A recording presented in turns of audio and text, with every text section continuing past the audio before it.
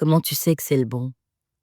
Cette question que je reçois des dizaines de fois par semaine, subhanallah. Alors écoute bien.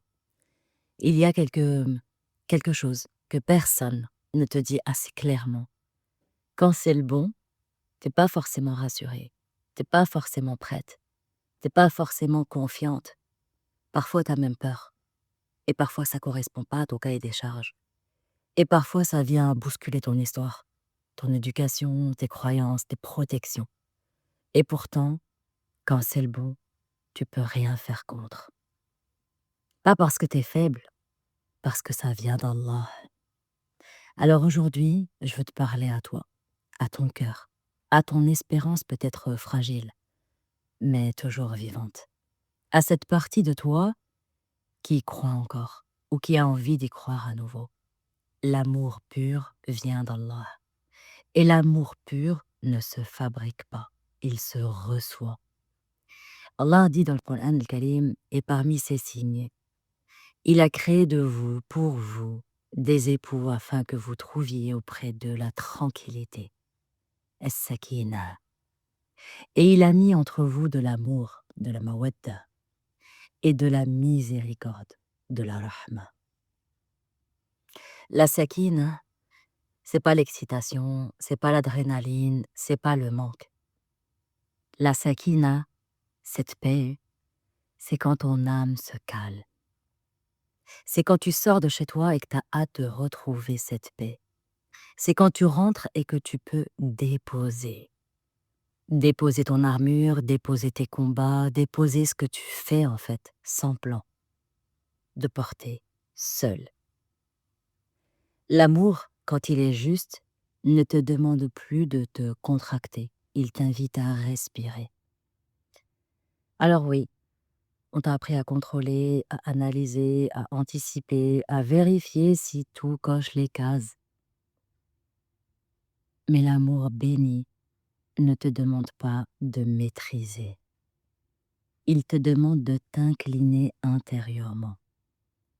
Quand c'est le bon, ce n'est plus ton mental qui mène, ce n'est plus ta peur qui décide, ce n'est plus ton passé qui commande, c'est Allah qui ouvre.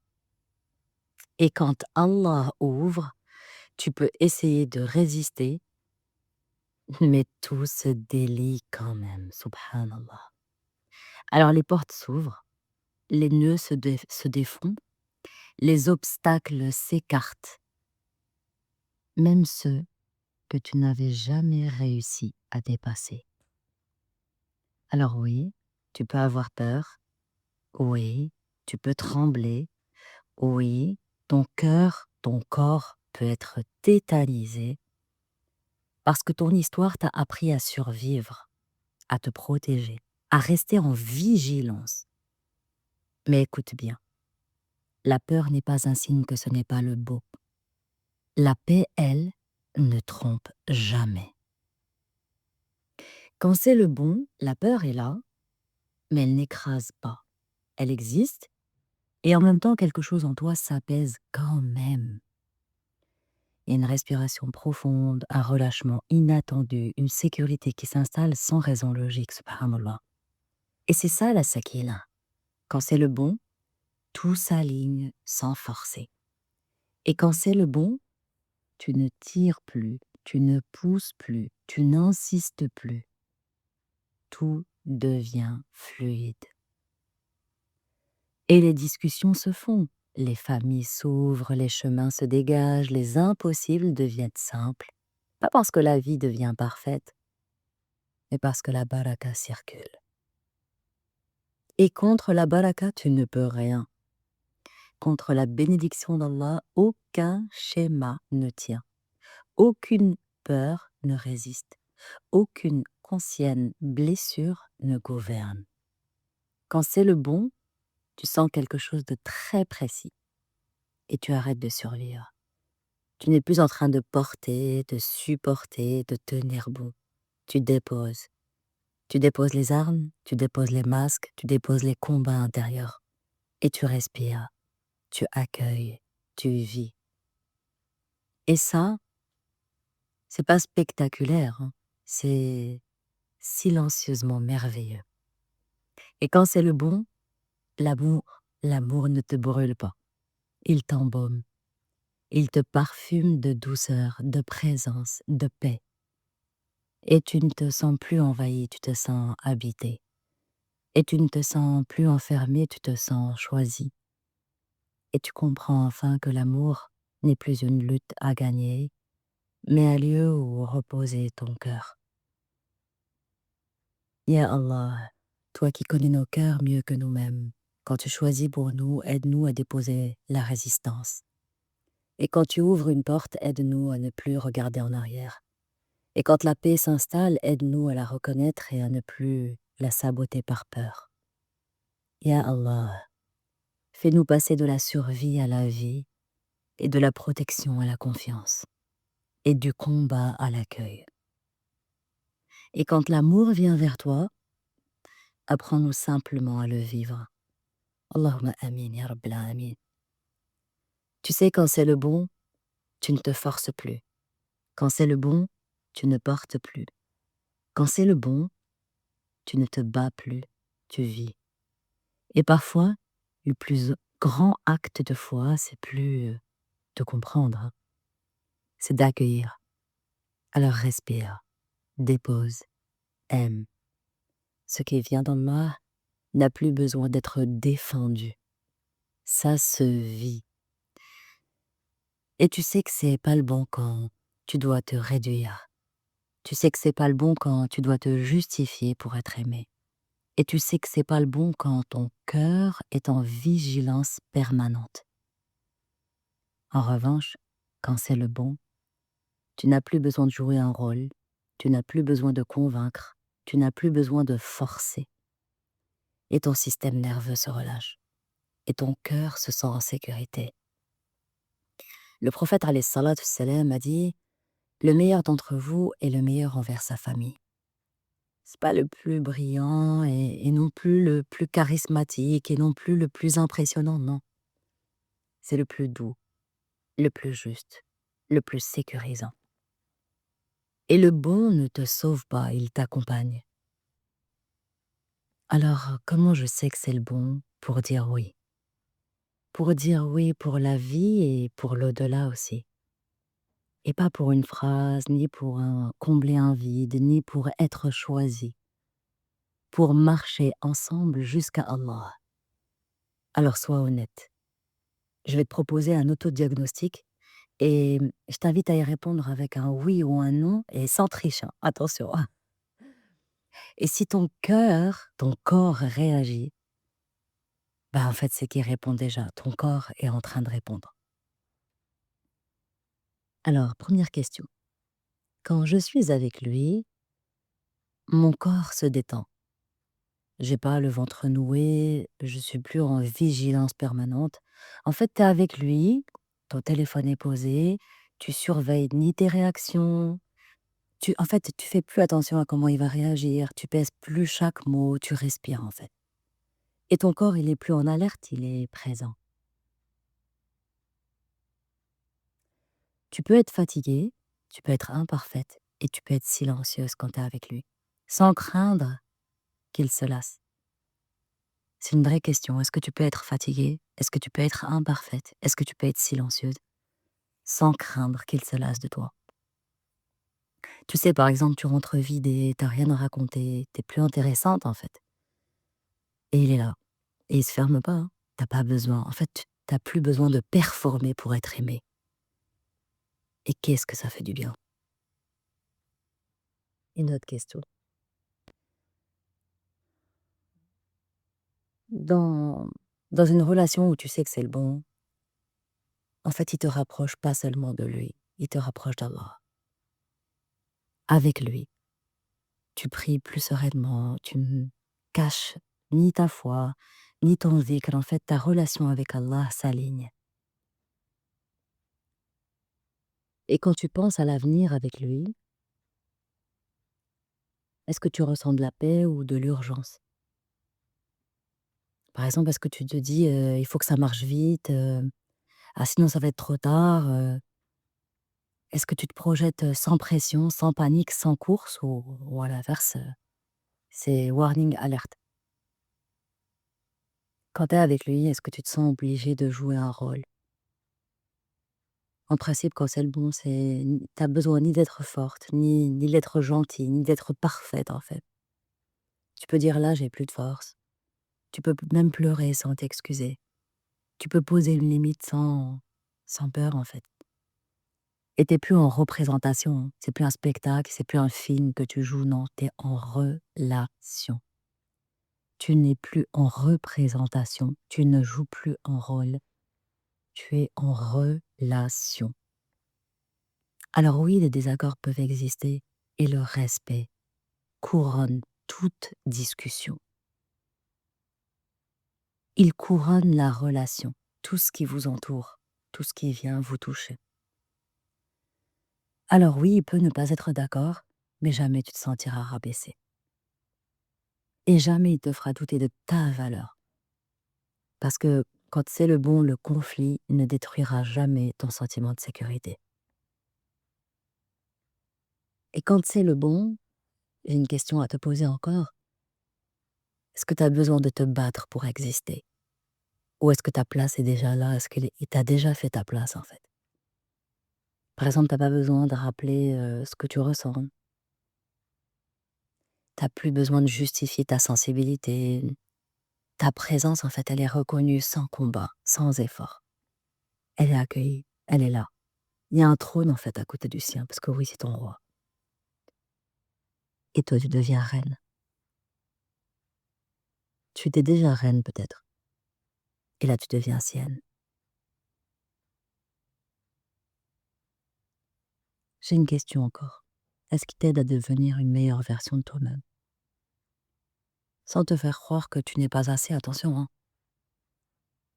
Tu sais, il te dit, il te le fait sentir que tu es déjà au max. Que c'est toi la pro max en réalité. Et jamais il te fera sentir que t'es pas assez. Juste il t'élève, juste il te soutient, juste il te dit: «Mais en fait, t'es au top et toi, je te vois au top du top, hein». Il t'encourage à grandir, en fait, sans te comparer, sans te corriger en permanence. Et tu par amour et non plus par peur. Oui, tu évolues par amour. Tu as bien entendu. Alors quand tu te projettes avec lui, est-ce que c'est dans les épreuves autant que dans les facilités? Par exemple, est-ce que tu peux imaginer la maladie, la fatigue, les tempêtes, sans te dire: «Je serai seule»? Est-ce que tu vois un partenaire et pas juste un compagnon de plaisir? C'est une vraie question. Quand tu fais du zikr, quand tu pries, est-ce que tu te sens coupable, de ta foi? Est-ce que tu te sens soutenu? Est-ce que tu as besoin enfin, tu pas à diminuer ni ta spiritualité pour préserver le lien? T'as pas à choisir entre aimer Allah ou aimer cet homme. Ta foi, elle est respectée, elle est pas seulement tolérée, elle est partagée, elle est vécue avec lui, ensemble, à 2, vous vous élevez. Alors j'ai des questions qui ne trompent pas. Est-ce que tu dis oui par amour ou par peur de perdre? Si tu avais la certitude de ne jamais être seul, est-ce que tu ferais le même choix aujourd'hui? C'est une vraie question. Est-ce que tu dis oui parce que tu choisis ou est-ce que tu attends d'être choisi? C'est très différent. Est-ce que tu te sens actrice de ta décision ou est-ce que tu te sens soulagée d'avoir enfin été retenue? Alors oui, est-ce que tu dis oui parce que tu as choisi ou parce que tu as été ou parce que tu attends d'être choisi? Il y a 2 oui très différents. Il y a le oui qui choisit et le oui qui soulage. Le premier vient d'un endroit stable et le second vient d'un endroit affamé. Quand tu choisis pour de vrai, tu plus pressé, tu observes, tu prends le temps, tu sais ce que tu veux, tu sais ce que tu veux plus. Tu pourrais dire non et la vie continuerait en fait. Ton oui, c'est pas une délivrance, c'est une décision consciente. Et ton corps est calme, ta respiration est ample, ton cœur n'est plus en fait, il est plus en palpitation. Tu te dis: «Ouais, je le choisis, oui, parce que j'en ai besoin». Non, non, non. Tu le choisis pas parce que tu en as besoin. Tu le choisis parce qu'il est juste pour toi.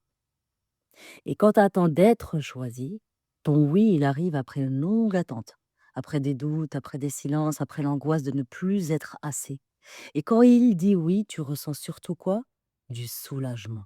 Enfin. Enfin quelqu'un. Enfin une place. Et c'est plus de la joie, hein. C'est pas de la joie pleine. C'est la fin d'une peur. Ton corps se relâche d'un coup, comme après une alerte prolongée. Tu te dis, ouais, je suis plus en danger d'être seule, c'est bon. Mais ce soulagement, en fait, c'est pas la paix, c'est la fin d'une menace. Alors, je te propose un autre test très simple. Et pose-toi cette question sans tricher, hein. Si demain, il se retirait, est-ce que tu te sentirais brisé ou est-ce que tu te sentirais très triste mais intact? Alors, si tu te sens brisé, c'est que tu as attendu d'être choisi. Mais si tu te sens très triste mais intact, c'est que tu as choisi. Ça change la donne. Et wallahi, ça change la donne. Je te propose encore un autre test, encore plus fin. Ton oui, est-ce qu'il est suivi de phrases comme «Ah, j'espère que ça va durer, hein. Ah, pourvu qu'il change pas. Ah, je dois faire attention à pas le perdre». Ou est-ce que c'est plutôt une phrase comme «On va construire ensemble, on va apprendre, on va traverser». Parce qu'il y a un oui qui parle de survie et un autre qui parle de chemin. Et tu sais, dire oui pour être choisi te place dans une position de dette affective. Alors que dire oui parce que tu choisis ta place et te place en position d'égalité, c'est un mariage béni. Oui. Et tu sais, un mariage béni ne se construit jamais sur la peur d'être laissé. Il se construit sur la liberté de se choisir chaque jour. Et quand je parle d'égalité, attention, hein, attention, hein, loin de moi toute forme de féminisme. Je parle d'égalité de choix. Il t'a choisi, tu l'as choisi. Alors oui, un oui qui guérit, en fait, ne sauve pas de la solitude. Un oui qui guérit, il naît d'une femme déjà debout. Et le bon ne t'enlève ni la peur d'être seule, ni le choix que tu peux et dois et inviter à faire. Il t'accompagne parce que tu as déjà appris à l'être, tu es déjà debout. Alors, c'est une vraie question. Est-ce que tu t'épuises dans l'adaptation? À la fin d'une semaine avec lui, est-ce que tu es plus apaisé ou plus fatigué de t'ajuster, de t'adapter? Alors un oui pour la vie ne sert pas le corps, il l'apaise. Un oui pour l'éternité ne te fait pas disparaître, il te révèle. Et ton corps, lui, il sait toujours avant la tête. Quand tu es avec lui, est-ce que ton corps se détend? Ou est-ce que ton ventre est noué? Est-ce que c'est bon, tu es tranquille? Il n'y a pas une espèce de vigilance permanente? Est-ce que ce lien avec lui t'élève vers la sakina, vers cette paix? Est-ce que tu peux être fatiguée, imparfaite, silencieuse sans craindre qu'il se lasse? Ce sont des vraies questions. Est-ce qu'il te rapproche pas seulement de lui, mais aussi d'Allah? Et quand tu penses à l'avenir avec lui, est-ce que tu ressens de la paix ou de la peur? Est-ce que tu te sens obligée de jouer un rôle? Ou est-ce que tu as besoin ni d'être la forte, ni la gentille, ni la parfaite en fait? Tu es aimée dans chacun de tes états. Alors oui, les accords et les listes, je le rappelle. Et le respect les couronne. Quand tu as plus de besoin de te battre pour exister, c'est que ta place est déjà là. Et quand il t'aide à devenir une meilleure version de toi-même, sans te faire croire que tu n'es pas assez en fait, jamais, jamais il te fait croire que tu n'es pas assez. Il te dit t'es au top, et moi je te vois au top du top. Et quand tu te projettes avec lui, c'est autant dans les épreuves que dans les facilités. Et tu t'élèves avec lui en fait. Tu es son soutien comme il est le tien. Et quand tu fais du zikr, quand tu pries, tu te sens soutenu parce que tu partages et vous vous élevez ensemble. Vous le vivez ensemble. Alors il y a des questions qui ne trompent pas. Est-ce que je dis oui par amour ou par peur de perdre? Est-ce que je dis oui parce que je choisis ou parce que j'attends d'être choisi? Et est-ce que ce lien m'élève vers la sakina ou m'épuise dans l'adaptation? Et le vrai test, celui qu'on oublie souvent, c'est est-ce que je me vois avec lui dans le Firdaus, main dans la main, ayant traversé la vie, les épreuves, les remises en question, et nous retrouver auprès d'Allah et des prophètes. Alayhim salam. Parce que oui, le oui que tu décides ici-bas, c'est pas juste un oui pour une maison, pour des photos, pour une robe, hein. C'est un oui pour l'éternité, pour l'élévation. Et si ton cœur se sent en sécurité, si ton corps respire, si ton âme se sent respectée, si ton lien te rapproche d'Allah, alors c'est plus juste le bon, c'est le compagnon de route vers Allah. Et ça vaut tous les oui du monde. Tu sais, Mohammed et Khadija, regarde leur histoire. Quand je te parle de compagnons de route vers Allah. Quand le prophète alayhi salam est revenu bouleversé de la grotte de Hira, c'est Khadija qui l'a enveloppé et qui a cru en lui en fait, et qui l'a cru avant tout le monde et qui a dit Allah ne t'abandonnera jamais, jamais, ya Mohammed, Allah ne t'abandonnera jamais. Et elle a jamais douté de lui, elle l'a abrité. Et c'est ça l'amour. Un amour qui élève quand l'autre tremble, un amour qui protège quand le monde devient lourd. Et lui en fait, Mohammed alayhi salam, le prophète, notre exemple, il ne l'a jamais oublié. Même après sa mort, l'amour vrai traverse le temps. Même la mort ne l'effacera jamais. Et c'est un amour qui vise l'éternité. Alors moi, je t'invite vers un mariage éternel et non plus un mariage seulement terrestre.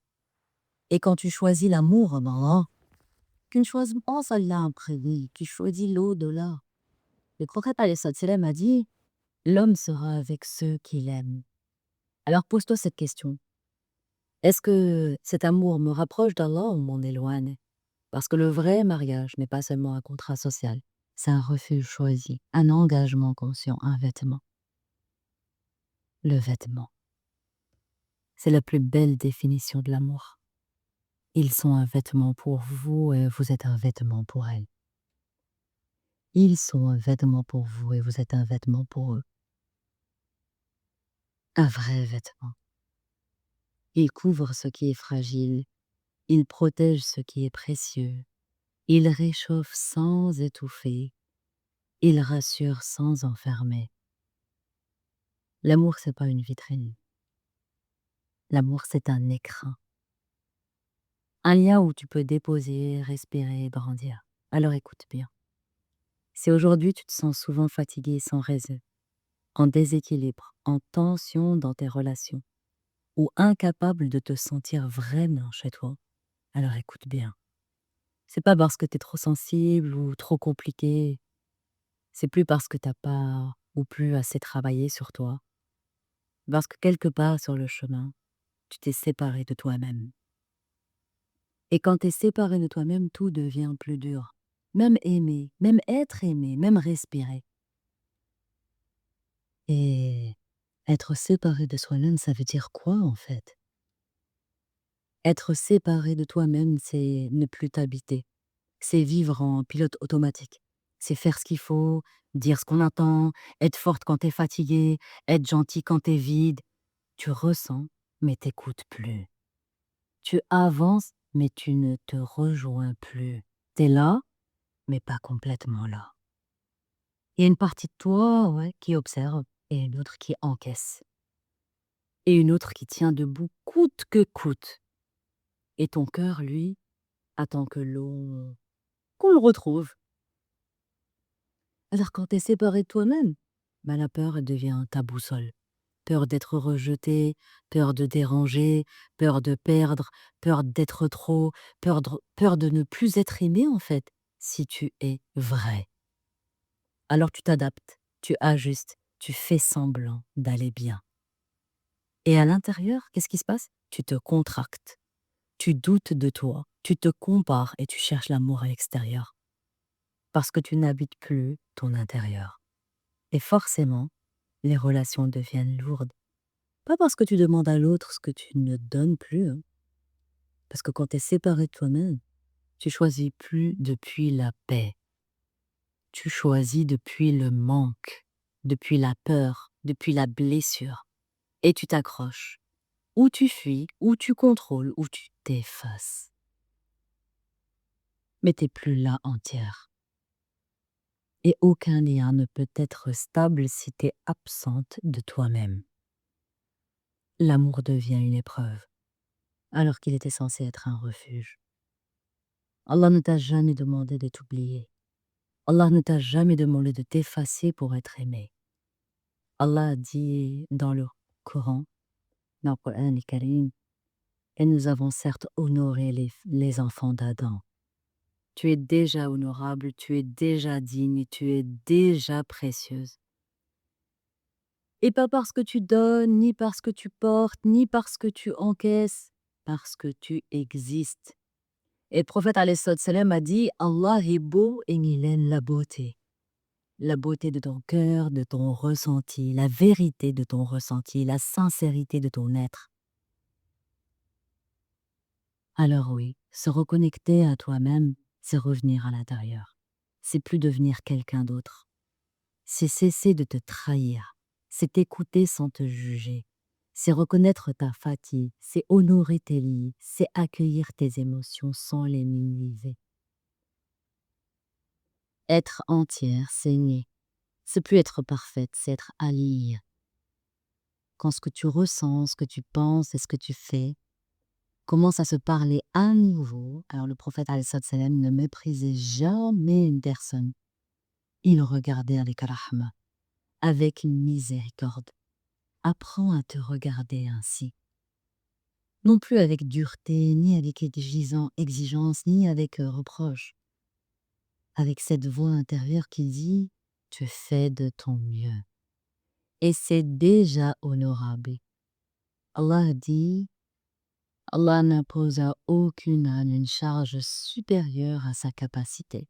Et si tu es encore là, c'est que tu es capable.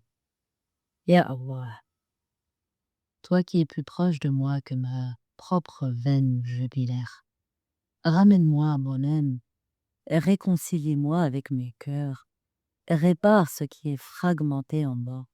Apprends-moi à aimer comme tu m'as créé, à me respecter comme tu m'honores, et fais de mon intérieur un lieu habité, un lieu sûr, un lieu en paix, un lieu de paix.